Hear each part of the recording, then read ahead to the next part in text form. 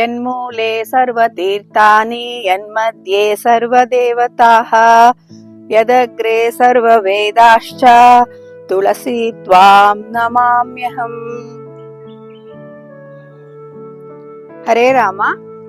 ಅಭಿರುಚಿ ಚಾನಲ್ಗೆ ನಿಮಗೆಲ್ಲರಿಗೂ ಆತ್ಮೀಯವಾದ ಸ್ವಾಗತ. ನನ್ನ ಅಭಿರುಚಿ ಚಾನಲ್ನ ವಿಡಿಯೋವನ್ನ ವೀಕ್ಷಿಸಿ ನಿಮ್ಮೆಲ್ಲರ ಪ್ರೋತ್ಸಾಹವನ್ನ ನೀಡಿದ್ದೀರಿ. ನಿಮ್ಮ ಒಂದು ಪ್ರೋತ್ಸಾಹದ ಮೇರೆಗೆ ನಾನಿವತ್ತು ಎರಡನೇ ವಿಡಿಯೋವನ್ನ ಮಾಡ್ತಿದ್ದೀನಿ. ವಿಷ್ಣು ಪ್ರಿಯೆಯಾದ ಲಕ್ಷ್ಮೀ ಸ್ವರೂಪಳಾದ ತುಳಸಿ ಮಾತೆಯ ಮುಂದೆ ನಿಂತಿದ್ದೀನಿ. ನಿತ್ಯ ಸ್ನಾನ, ದೇವರ ಪೂಜೆ ಆದ ನಂತರ ತುಳಸಿಯನ್ನ ನಮಸ್ಕರಿಸುವುದು ನಮ್ಮ ಹಿಂದೂಗಳ ಪದ್ಧತಿ. ಆ ಪೂಜೆಗೆ ಅರ್ಹಳಾದ ತುಳಸಿ ಮಾತೆಯನ್ನ ಮನೆ ಮುಂದುಗಡೆ ಹಿತ್ತಲಿನಲ್ಲಿ ತುಳಸಿ ಕಟ್ಟೆಯನ್ನ ಮಾಡಿ ಬೆಳೆಸ್ಕೊಂಡು ನಾವು ಪೂಜೆಯನ್ನ ಮಾಡ್ತೀವಿ. ತುಳಸಿ ಮನೆಯ ಮುಂದ್ಗಡೆ ಇದ್ರೆ ಮನೆಯ ಸುತ್ತಲೂ ಒಂದು ಪಾಸಿಟಿವ್ ಎನರ್ಜಿಯನ್ನ ಅದು ಕೊಡುತ್ತೆ. ಆಮೇಲೆ ತುಳಸಿ ಆರೋಗ್ಯಕ್ಕೆ ತುಂಬಾ ಒಳ್ಳೆಯದು. ಆಯುರ್ವೇದದಲ್ಲಿ ತುಳಸಿಗೆ ಅಗ್ರಸ್ಥಾನ. ಹಾಗಾಗಿ ತುಳಸಿ ಮನೆ ಮುಂದಿದ್ರೆ ಯಾವುದೇ ದುಷ್ಟ ಶಕ್ತಿಗಳು ಅಥವಾ ನೆಗೆಟಿವ್ ಎನರ್ಜಿ ಮನೆಯನ್ನ ಪ್ರವೇಶ ಮಾಡೋದಿಲ್ಲ. ಮನೆಯ ಸುತ್ತಲಿನ ವಾತಾವರಣವನ್ನ ಶುದ್ಧವಾಗಿ ಇಟ್ಟಿರುತ್ತೆ. ಇದು ವೈಜ್ಞಾನಿಕ ಕಾರಣ. ಇನ್ನು ಆಧ್ಯಾತ್ಮಿಕ ಕಾರಣ, ಅವಳು ಲಕ್ಷ್ಮೀ ಸ್ವರೂಪಳು. ಮನೆಗೆ ಒಂದು ಸಂಪತ್ತು, ಸಮೃದ್ಧಿಯನ್ನು ತಂದು ಕೊಡುವಂತ ದೇವತೆ. ಅವಳನ್ನ ಪೂಜೆ ಮಾಡೋದು ನಮ್ಮ ಪದ್ಧತಿ. ಈಗ ನಮ್ಮ ಮನೆಯ ತುಳಸಿ ಗಿಡದ ಬಗ್ಗೆ ಹೇಗ್ ಬೆಳೆಸಿದೀನಿ ಅಂತ ಅದ್ರ ಬಗ್ಗೆ ನಾನು ಹೇಳ್ತೀನಿ.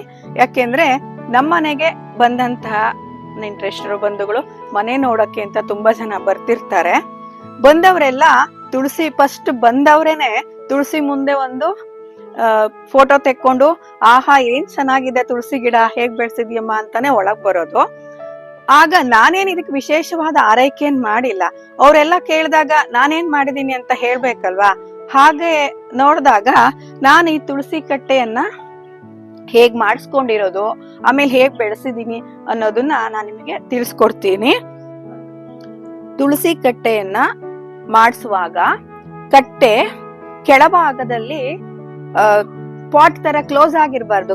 ತಳಭಾಗ ನೆಲಕ್ಕೆ, ಭೂಮಿಗೆ ತಾಗುವಂತೆ ಇರ್ಬೇಕು. ಆಗ ನಾವು ನೆಟ್ಟಿರುವ ತುಳಸಿ ಗಿಡದ ಬೇರು ಭೂಮಿಗೆ ತಾಗಿ ಬೆಳೆಯುತ್ತೆ. ಭೂಮಿಯಿಂದ ಅದು ಆಹಾರವನ್ನ ಎಳ್ಕೊಂಡಾಗ ಅದು ಚೆನ್ನಾಗಿ ದಟ್ಟವಾಗಿ ಪೊದೆಯ ಹಾಗೆ ಬೆಳ್ಕೊಳ್ಳುತ್ತೆ. ಇದು ಹಾಗಾಗಿ ನಾವು ಪಾಟು ಅಥವಾ ಕೆಳಭಾಗವನ್ನು ಮುಚ್ಚಿ ಬೆಳೆಸಿದ್ರೆ ಅದು ಚೆನ್ನಾಗಾಗಲ್ಲ.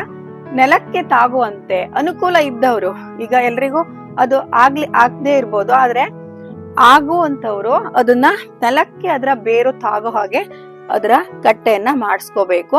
ನಮ್ಮ ಮನೆಯಲ್ಲಿ ಮಧ್ಯದಲ್ಲಿ ಅದು ಓಪನ್ ಇದೆ, ಸ್ವಲ್ಪ ಜಾಗ ಸಾಕಾಗುತ್ತೆ, ಒಂದು ಚೌಕ. ಅದನ್ನ ನೆಲಕ್ಕೆ ತಾಗೋ ರೀತಿ ಬೆಳೆಸ್ಕೋಬೇಕು.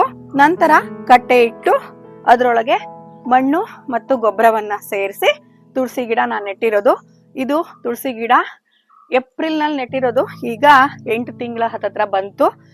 ಮಳೆಗಾಲದಲ್ಲಿ ತುಂಬಾ ಹಸಿರಾಗಿ ದಟ್ಟವಾಗಿ ಚೆನ್ನಾಗಿ ಬೆಳೆದಿತ್ತು.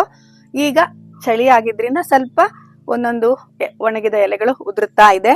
ನೋಡಿ ಎಷ್ಟು ಚೆನ್ನಾಗಿ ಬೆಳ್ಕೊಂಡಿದೆ. ನಾನು ರಂಗೋಲಿ ಹಾಕಬೇಕಿದ್ರೆ ನನಗೆ ತುಳಸಿ ಗಿಡದ ನೆರಳು ಬರುತ್ತೆ.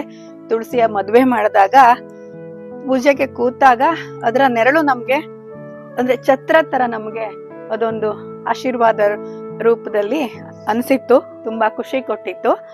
ಈ ತುಳಸಿ ಗಿಡದ ವಿಶೇಷತೆ ಹೇಳ್ಬೇಕು ಅಂತಂದ್ರೆ, ಇದು ನಮ್ಮ ರಾಮಚಂದ್ರಾಪುರ ಮಠದ ಗೋಶಾಲೆನಲ್ಲಿ ಗೋವರ್ಧನ ಗಿರಿಧಾರಿ ದೇವಸ್ಥಾನ ಇದೆ.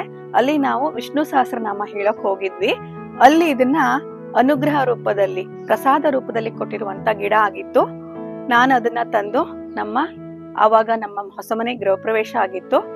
ಮನೆ ಪ್ರವೇಶದ ಸಂದರ್ಭದಲ್ಲಿ ತುಳಸಿ ಕಟ್ಟೆನ ನಿರ್ಮಾಣ ಮಾಡ್ತೀವಲ್ವಾ, ಅವಾಗ ನಾನು ಅದನ್ನ ನೆಟ್ಟಿರೋದು. ನೆಡುವಾಗ ನಾನು ಆ ಗೋಶಾಲೆಯಿಂದನೇ, ನಮ್ಮ ಅಲ್ಲಿ ದೇಸಿ ತಳಿಯ ಹಸುಗಳ ಒಂದು ಗೋಶಾಲೆ ಅದು.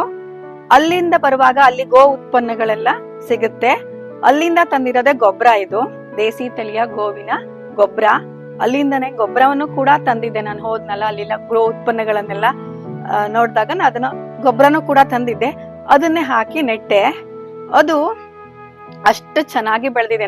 ಆಮೇಲೆ ನಾನ್ ಮಾಡಿರೋದು ನಿತ್ಯ ಅನುಷ್ಠಾನ ಮಾಡ್ತೀನಲ್ವಾ ತುಳಸಿ ಪೂಜೆ, ಅವಾಗ ನೀರ್ ಹಾಕೋದ್ ಬಿಟ್ರೆ ಮತ್ತಿನ್ನೇನೂ ನಾನು ಹಾಕಿಲ್ಲ.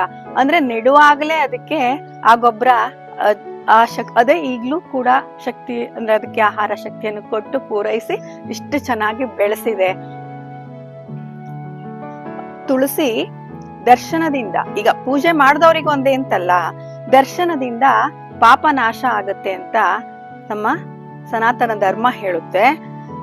ತುಳಸಿಯನ್ನ ಹಾಗಾಗಿ ಮನೆಯಲ್ಲಿ ಮನೆಯ ಮುಂದುಗಡೆ, ಮನೆಯಲ್ಲೆಲ್ಲೋ ಮೂಲೆಯಲ್ಲಿ ಹಿತ್ತಲಿನಲ್ಲೆಲ್ಲೋ ಒಂದ್ ಕಡೆ ಇಟ್ಟು ಪೂಜೆ ಮಾಡೋಕ್ಕಿಂತ ಮನೆ ಎದುರುಗಡೆ ನೆಟ್ಕೊಂಡ್ರೆ ತುಂಬಾ ಒಳ್ಳೇದು. ಎದ್ದ ತಕ್ಷಣ ಬಂದೇ ಬರ್ತೀವಿ ಹೊರಗಡೆ, ತುಳಸಿ ದರ್ಶನ ಎಲ್ರಿಗೂನು ಆಗತ್ತೆ, ಮನೆ ಸದಸ್ಯರೆಲ್ಲರಿಗೂ ಕೂಡ ಆಗತ್ತೆ. ತುಳಸಿ ದರ್ಶನದಿಂದ ಪಾಪ ನಾಶ ಆಗತ್ತೆ ಅಂತ ಹೇಳ್ತಾರೆ. ಹಾಗಾಗಿ ಎಲ್ರೂ ಕೂಡ ಮನೆಯ ಮುಂದುಗಡೆ ತುಳಸಿ ಕಟ್ಟೆ, ಗಾಳಿ ಬೆಳಕು ಚೆನ್ನಾಗಿ ಬರುವಂತ ನೋಡಿ ತುಳಸಿ ಕಟ್ಟೆನ ನಿರ್ಮಾಣ ಮಾಡ್ಕೊಂಡ್ರೆ ತುಳಸಿ ಗಿಡ ತುಂಬಾ ಚೆನ್ನಾಗೂ ಬೆಳೆಯುತ್ತೆ ಹಾಗೂ ಮನೆಗೆ ಒಳ್ಳೆಯದನ್ನು ಕೂಡ ಮಾಡುತ್ತೆ.